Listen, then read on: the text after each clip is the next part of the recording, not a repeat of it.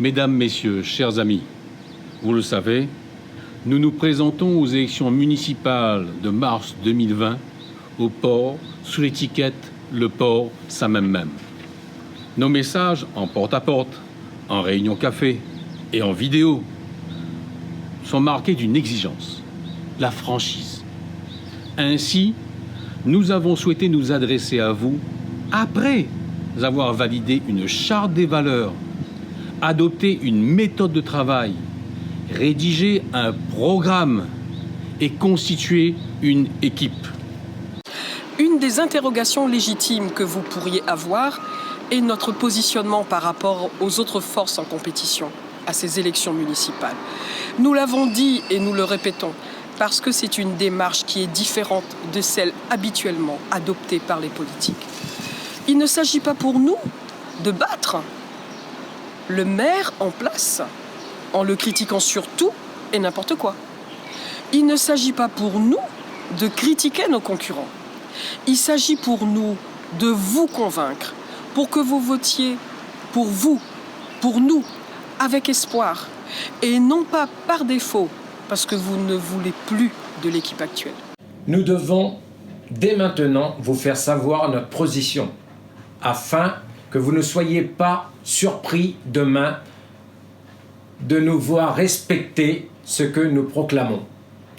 Il y a un adage en matière électorale qui dit « Au premier tour, on choisit et au deuxième tour, on élimine ».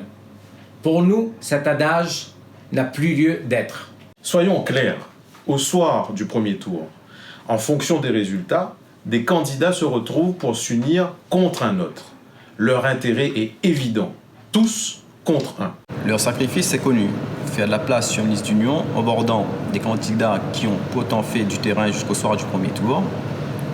Pour les candidats de liste concurrentes qui ont, comme souvent, critiqué, voire insulté les candidats avec qui ils sont prêts à s'unir pour espérer gagner au deuxième tour. La préoccupation, des places à sauver, un programme dont on ne discute même plus. Nous refusons d'entrer dans ces combats. Les électrices et les électeurs doivent savoir ce qui se négocie pour que cela ne se fasse pas dans leur dos. Pour nous, le rassemblement doit se faire bien avant le premier tour, en négociant bien sûr des places sur une même liste, mais surtout en discutant d'un programme et de la manière de travailler ensemble. Nous avons à cet effet tenté de rassembler des personnes de diverses tendances. D'abord, les représentants de la section communiste du port. La discussion avec nous a été vaine, puisqu'ils ont refusé de discuter du programme, remettant uniquement en cause le candidat que nous présentions, à savoir notre camarade Pierre Vergès. Comment croire qu'au soir du premier tour, nous pourrions nous retrouver sur une même liste qui serait conduite par Pierre Vergès? Ensuite, Sergio Errapa. Je l'ai sollicité pour une rencontre collective. Sergio Errapa a posé une condition, que la discussion se fasse en tête-à-tête avec Pierre Vergès sans d'autres personnes. Or, nous avons une charte de valeurs qui affirme que les décisions soient prises collectivement et non par Pierre Vergès seul. Il était donc hors de question que des accords se fassent dans le dos de celles et ceux qui soutiennent Pierre Vergès.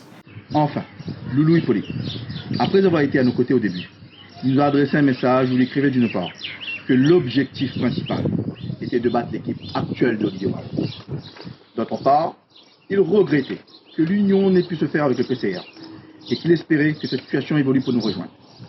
Pour nous, si Loulou Hippolyte s'inscrit dans le respect de la charte et le travail d'équipe, il a comme les autres sa place, toute sa place, rien que sa place. Vous le voyez, nous avons essayé de construire le rassemblement, que tout le monde atteint ce but. Mais ce rassemblement ne peut se concevoir à n'importe quelle condition. Pour autant, notre état d'esprit ne change pas. Nous l'avons proclamé, notre seule préoccupation est l'intérêt général de la ville du port. Ainsi, des élus de l'actuelle majorité autour d'Olivier Warou ont décidé de nous rejoindre et d'être sur notre liste Le Port ça même. Vous comprenez pourquoi nous sommes clairs avec vous. Nous ne remettrons pas en cause notre liste, si au soir du premier tour, les résultats imposent un second tour où notre liste serait présente. Nous allons à ces élections pour gagner avec une équipe, un projet, des valeurs et une méthode de travail. Cela ne signifie pas que nous ne travaillerons pas avec celles et ceux qui auront eu la confiance d'une partie de la population. Nous avons prévu de mettre en place un conseil consultatif composé de toutes les personnes reconnues pour leur implication dans la vie de la cité.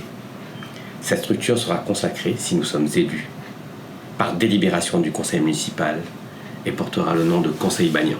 Pour décider et agir en confiance, nous ne pouvons donc pas remettre en cause une partie de notre équipe au soir du premier tour. C'est notre position. Nous vous le faisons savoir clairement, et ça, dès maintenant. Ainsi, en conclusion, 2 possibilités s'offrent à vous. Première possibilité, vous choisissez de voter pour une autre liste que la nôtre au premier tour, sans exclure la possibilité de voter pour notre liste si elle est présente au deuxième tour. Sachez que nous ne ferons aucune union en remettant en cause notre liste au soir du premier tour.